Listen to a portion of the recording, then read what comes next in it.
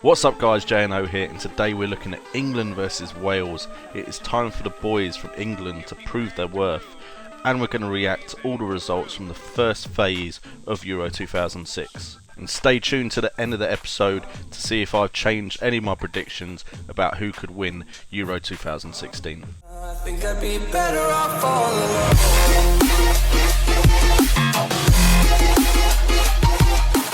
Okay, thank you guys so much as always for joining me here on JNO United, the home of football news, entertainment and games. It is time to talk about England, about Euro 2016 first phase, and about my impressions of all the teams that have played so far.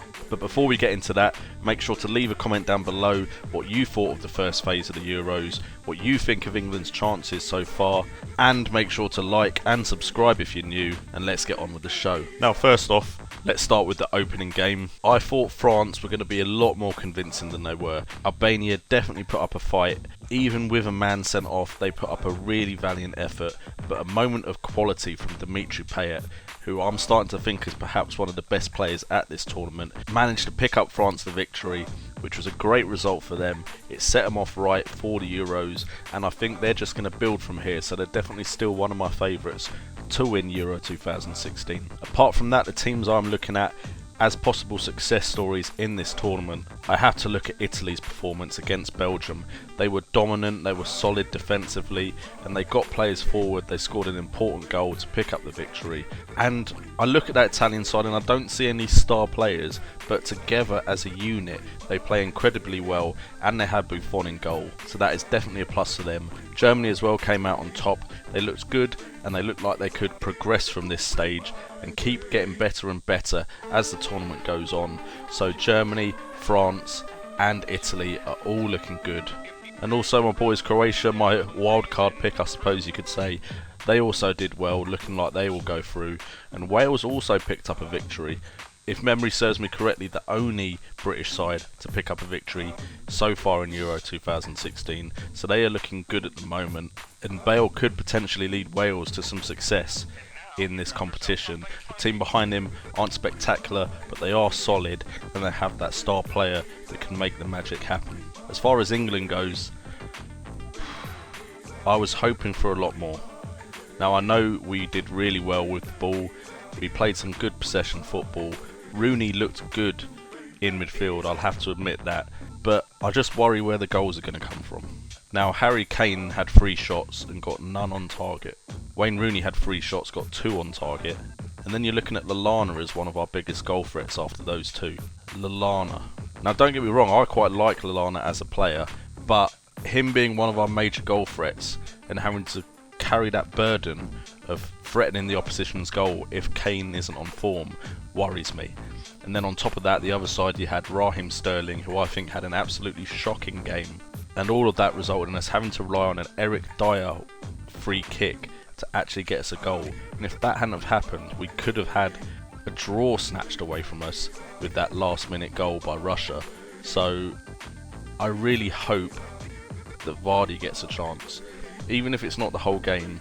If Kane doesn't perform straight away or in the first half against Wales, Vardy deserves a chance to test the defences, send a few balls over the top. He will worry the opposition's defence. They won't know if Vardy's going to go behind, which is why I kind of want them to play a 2-striker formation, because they'd have to worry about Kane, but they'd also have to worry about Vardy. And I think defences, especially the ones that aren't that great, would struggle with that combination. Roy Hodgson seems stuck with his 4-3-3 and it didn't work. I just don't see the goal for it in that formation. I think we need Vardy and Kane there, Ali just behind, and then Rooney in midfield, and then you've got 4 players who could potentially score for us and make something happen. As far as defence goes, I've always worried about England's defence. I don't think it's that good, and that goal was so very preventable, but unfortunately it's all happened now. We drew 1-1 with Russia.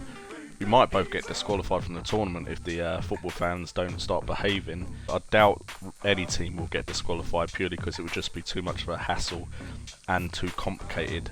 And at the moment, who knows, Russia and England might both not go through. So as of recording this right now, Slovakia have beaten Russia, so Russia is still only sitting on 1 point after 2 games. But I really hope if Hodgson fails to do anything in this tournament, that he gets the sack. I just don't think he's the right man for this job tactically. I think for England to succeed, he needs to go. And finally, do I have any new picks as a team that could do well in Euro 2016? And to be honest, no. It's been quite a weird start. There's been a lot of surprises, results I didn't see personally coming. I thought Portugal would beat Iceland, it was 1-1. Ronaldo let me down in my fantasy football teams. I really thought Austria would beat Hungary, and I got that completely wrong. Belgium, Italy, I thought that was going to be a lot closer, and Italy kind of walked it. Spain did not look convincing. Ireland versus Sweden, both teams could have won that game. Switzerland beat Albania, but if you watch that game, it wasn't that concrete, and I've just realised I said France played Albania, whereas France play Albania tonight. And France beat Romania, which I do believe they'll build on, but again, it wasn't the most convincing of victories. So I think the tournament is still in the air, but if I had to put money on it now, off of those first performances, my money would be on Italy or Germany. I know that's pretty boring, but those are the teams I think performed best in the first phase of Euro 2016. Anyway guys, thank you so much for tuning in. I've been JNO, you've been awesome, and remember, it's all about the game.